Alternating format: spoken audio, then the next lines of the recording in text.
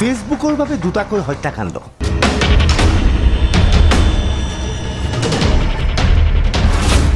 তিনি মাহৰ অন্তত পোহৰলৈ আহিল হত্যাকাণ্ড।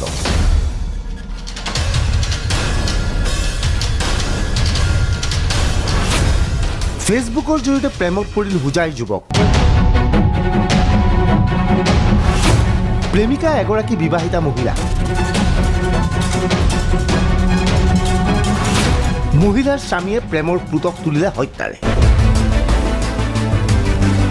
বালিপাৰাৰ এই পুখুৰীটোলৈ মন কৰক। এই পুখুৰীটোত এতিয়া অভিযান চলোৱা হৈছে। এটা মৃতদেহৰ সন্ধানত অভিযান চলাইছে আৰক্ষী বাহিনী। সন্দেহ কৰা হৈছে এই পুখুৰীটোৰ ভিতৰত পেলাই থোৱা হৈছে এটা মৃতদেহ। এই আলোকচিত্ৰখনলৈ মন কৰক। এই ল'ৰাজনৰ নাম আজিমুদ্দিন। আজিমুদ্দিনৰ ঘৰ হুজাই। আজিমুদ্দিনক হত্যা কৰাৰ সন্দেহ কৰা হৈছে। আৰু এই ব্যক্তিজনৰ নাম ৰাজু ৰাভা। এই ৰাজু ৰাভাই আজিমুদ্দিনক হত্যা কৰা বুলি সন্দেহ কৰা হৈছে। আচলতে আজিমুদ্দিন আৰু ৰাজু ৰাভাৰ পত্নী গীতা ৰাভাৰ মাজত সম্পৰ্ক গঢ় লৈ উঠিছিল ফেচবুকৰ জৰিয়তে। দুয়োৰে মাজত চলিছিল প্ৰেমৰ আদান প্ৰদান।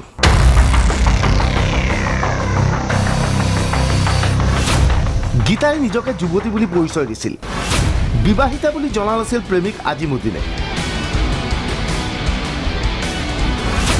2 বছৰ ধৰি মোবাইলত চলিছিল যোগাযোগ।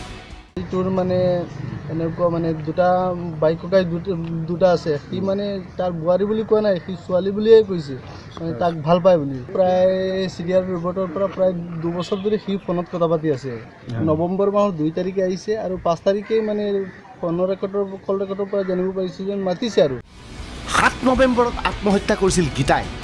ঘৰৰ ভিতৰত চিপ লৈ আত্মহত্যা। এতিয়া আহিছে নতুন তথ্য। গীতাই আত্মহত্যা কৰা নাছিল, গীতাক হত্যা কৰা হৈছিল। প্ৰশ্ন হয়, স্বামী ৰাজুৱে গীতা আৰু আজিমুদ্দিনক হত্যা কৰিলে কিয়? সমগ্ৰ ঘটনাৰ ৰহস্য কি?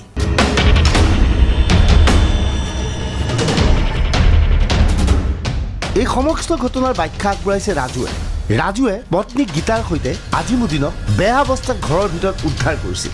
ইয়াৰ পিছতেই সংঘটিত হৈছিল এই ভয়ানক হত্যাকাণ্ড। কেনেকৈ স্বামী ৰাজুৱে আজিমুদ্দিনক হত্যা কৰিছিল? কিয় আজিমুদ্দিনক হত্যা কৰা হৈছিল?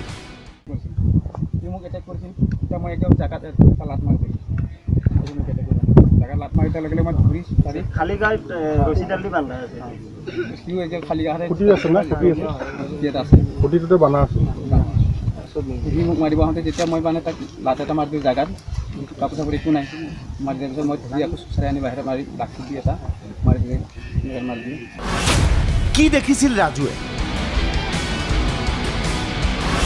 কেমেৰাৰ সন্মুখত ক'লে হত্যাকাৰীয়ে। সিহঁতেতো শুই গ'ল পোৱালিকেইটা। তো মা অসুখ আছিল, মা শুই আছে এটা এক্সট্ৰা ৰুমত আৰু আমি এক্সট্ৰা ৰুমত থাকোঁ ধৰক। তো মই যেনেকৈ সোমাওঁতে জানে আৰু এটা বেলেগ ৰুমত আমাৰ সিহঁতে হৈ আছে। এই ঘটনাই সমগ্ৰ বালিপৰা অঞ্চলত চাঞ্চল্যৰ সৃষ্টি কৰিছে। ফেচবুকৰ বাবে এগৰাকী মহিলা আৰু এজন যুৱকৰ মৃত্যু হ'ল বুলি বহুতে ক'ব বিচাৰিছে।